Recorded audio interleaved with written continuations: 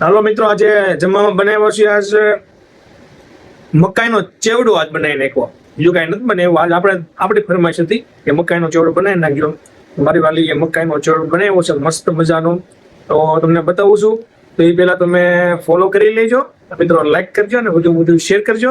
તો ચાલો મિત્રો, તમને મકાઈનો ચેવડો બતાવું છું. જો આ મારી વાલીએ બનાવ્યો છે, આ મકાઈનો ચેવડો મસ્ત મજાનો બનાવ્યો છે. તો ચાલુ કરો જમવાનું. હાથે બનાવી લેવાનો હોય. ના ના, હાથે બનાવી નાખ. તો હું તને શીખવાડ.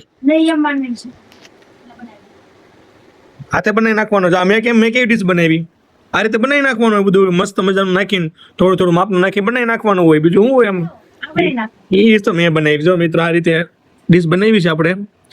લીંબુ નાખી દીધું, દાણા, પછી ટમેટું નાખ્યું છે, ડુંગળી નાખ્યું, સરસ મજાની સેવ નાખીને આપણે આવું બનાવ્યો છે.